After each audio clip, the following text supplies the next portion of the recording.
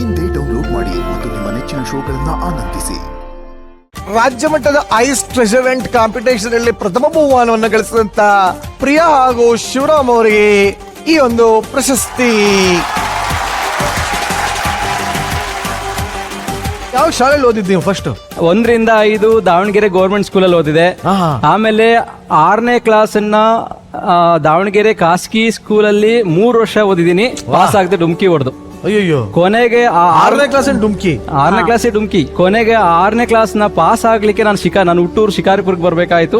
ಶಿಕಾರಿಪುರಕ್ಕೆ ಬಂದಾದ್ಮೇಲೆ ನನ್ನ ಏನ್ ಎಜುಕೇಶನ್ ಲೈಫ್ ಕಂಪ್ಲೀಟ್ಲಿ ಚೇಂಜ್ ಆಯ್ತು. ಬಟ್ 3 ವರ್ಷ 6ನೇ ಕ್ಲಾಸ್ ಅಂತ ಸ್ಕೂಲಿಗೆ ಹೋಗಿಲ್ಲ ನಾನು. ಬಂಕ್ ಹೊಡೆಯೋದು, ಪಾರ್ಕಿಗೆ ಹೋಗೋದು, ಕುತ್ಕೊಳ್ಳೋದು. ಕರೆಕ್ಟ್ ಸ್ಕೂಲ್ ಮುಗೀತಿದ್ದಂಗೆ ನಾನು ಮನೆಗೆ ಹೋಗೋದು.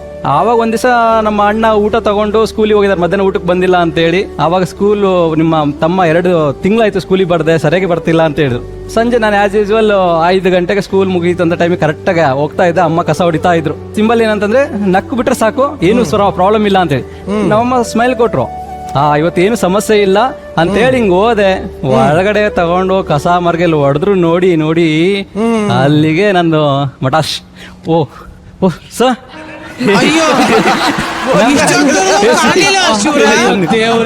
ಸಂದೀಪ ಮನುಷ್ಯ ಇದು. ಅಯ್ಯೋ ನಾನು ಯೋಚನೆ ಮಾಡ್ತೇನೆ, ಏನಿ ಮನುಷ್ಯ ಕ್ಯಾರೆ ಅಂತ ಕಾಣ್ಲಿಲ್ವೇನೋ ಇವ್ರು ಯಾರು ನಿಂಗೆ? ಕೋರ್ಟ್ ಅಲ್ಲಿ ಆರ್ಗ್ಯುಮೆಂಟ್ ಮಾಡುವಾಗ ಏನಾಗುತ್ತಂದ್ರೆ ನಮಗೆ ಬರೀ ಜಡ್ಜ್ ಕಾಣ್ತಾ ಇರ್ತಾರೆ. ಅದೇ ತರ ನನಗೆ ಈಗ ಏನಾಯ್ತು ಅಂದ್ರೆ ಜಡ್ಜ್ ಕಾಣ್ತಾ ಇದೀರಾ, ಆ ಕಡೆ ಪಕ್ಕದಲ್ಲಿ ಯಾವ್ದು ಕಾಣ್ತಿಲ್ಲ. ಅದೇ ತರನೇ ಸೇಮ್. ಬಟ್ ಆಕ್ಚುಲಿ ನಿಮ್ಮ ಬಾಲ್ಯದ ಗೆಳೆಯರೆಲ್ಲ ಬಂದಿದ್ದಾರೆ. ಎಲ್ಲರಿಗೂ ಕಾರ್ಯಕ್ರಮಕ್ಕೆ ಸ್ವಾಗತ. ಮೊದಲನೇದಾಗಿ ಪರಿಚಯ ಮಾಡ್ಕೊಡಿ. ಸಂದೀಪ್ ಅಂತ ಹೇಳ್ಬಿಟ್ಟು ನನ್ನ ಚೈಲ್ಡ್ಹುಡ್ ಪ್ರೈಮರಿ ಫ್ರೆಂಡು. ಇವ್ರು ನಮ್ಮ ರಾಜಶೇಖರ್ ಸರ್ ಅಂತೇಳಿ ನನ್ನ ತುಂಬಾ ಅಚ್ಚುಮೆಚ್ಚಿನ ಶಿಕ್ಷಕರು. ಹಾಗಿದ್ರೆ ಇಂದಿರಾ ಮೇಡಮ್ ಅಂತೇಳಿ ನಮ್ಮ ಅಚ್ಚುಮೆಚ್ಚಿನ ಶಿಕ್ಷಕರು ಅವರು. ಇವರು ನಮ್ಮ ಅಣ್ಣ. ಓದುವಾಗೆಲ್ಲ ಸ್ಕೂಲಿಗೆ ಬಲವಂತವಾಗಿ ಕಳಿಸಕ್ಕೆ ಇವ್ರು ಪುಷಪ್ ಮಾಡ್ತಾ ಇದ್ರು. ಬಲವಂತವಾಗಿ.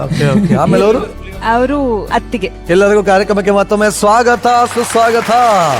ಸಂದೀಪ್ ಅವರೇ, ಈಗ ತಾನೇ ಹೇಳ್ತಾ ಇದ್ರು ಬಾಲ್ಯದ ಗೆಳತನ ತುಂಬಾ ಕುಚ್ಚಿಕ್ಕು ಅಂತೆಲ್ಲ ಹೇಳ್ತಾ ಇದ್ರು. ಏನಾದ್ರು ಹೇಳಿ ನೋಡೋಣ. ಶಿವರಾಮ್ನ ಒಂದೇ ಮಾತಲ್ಲಿ ಹೇಳೋದಾದ್ರೆ, ಮನಸ್ಸಿಗೆ ಹತ್ತಿರವಾಗ ಸ್ನೇಹ ಜೀವಿ, ಭಾವನೆಗಳ ಮಧ್ಯದಲ್ಲಿ ಬೆಳೆದಿರ್ತಕ್ಕಂಥ ನನ್ನ ಸ್ನೇಹಿತ ಶಿವರಾಮ್. ಬಹಳ ಅತಿ ಚಿಕ್ಕ ಏಜಿಂದ ಬಹಳ ಕಷ್ಟಪಟ್ಟು ಈ ವೇದಿಕೆಯಲ್ಲಿ ಬಂದು ನಿಂತಿದ್ದಾನೆ ಅಂತ ಹೇಳಕ್ಕೆ ಸಂತೋಷ ಪಡ್ತಾ ಇದ್ದೇನೆ. ಫ್ರೆಂಡ್ ಅನ್ನೋಕ್ಕಿಂತ ನಮ್ಮ ಫ್ಯಾಮಿಲಿ ಅಣ್ಣ ತಮ್ಮ ಇದ್ದಕ್ಕಿಂತ ಜಾಸ್ತಿಯಾಗೇ ಇದ್ದೀವಿ. ಶಿವರಾಮ್ ಈ ವೇದಿಕೆಯಲ್ಲಿ ತಾರಮ್ಮ ಹಾಗೂ ಶರಣ್ ಸರ್, ಅಮೂಲ್ಯ ಮೇಡಮ್ ಇದ್ದಾರೆ. ನಿಮ್ಮ ಬ್ಲೆಸ್ಸಿಂಗ್ ಯಾವಾಗೂ ಹೀಗೆ ಇರಲಿ ಅಂತ ಹೇಳ್ತಾ ನಾನು 2 ಮಾತು ಮುಗಿಸ್ತೀನಿ. ಇನ್ನು ನಿಮ್ಮ ಅಚ್ಚುಮೆಚ್ಚಿನ ಶಿಕ್ಷಕರು. ಶಿವರಾಮನ್ ನೋಡಿದಾಗ, ನಾನು ಇಲ್ಲಿ ಬಂದ ಮೇಲೆ ನೋಡಿದಾಗ ಹೈಸ್ಕೂಲ್ ಮಗು ಕಣಂಗ್ ಕಾಣ್ತಾ ಇದ್ದಾನೆ. ಅವನ ಮುಖದಲ್ಲಿ ತುಂಬಾ ಮುಗ್ಧತೆಯು ಕೂಡ ತುಂಬಾ ಕಾಣ್ತಾ ಇದೆ. ಕ್ಲಾಸಲ್ಲೂ ಕೂಡ ಅದೇ ತರ ಇದ್ದ. ಅವನಿಗೆ ಚಿತ್ರ ಬರೆಯೋದು ಅಂದ್ರೆ ತುಂಬಾ ಇಷ್ಟವಾಗಿತ್ತು ಅವನಿಗೆ.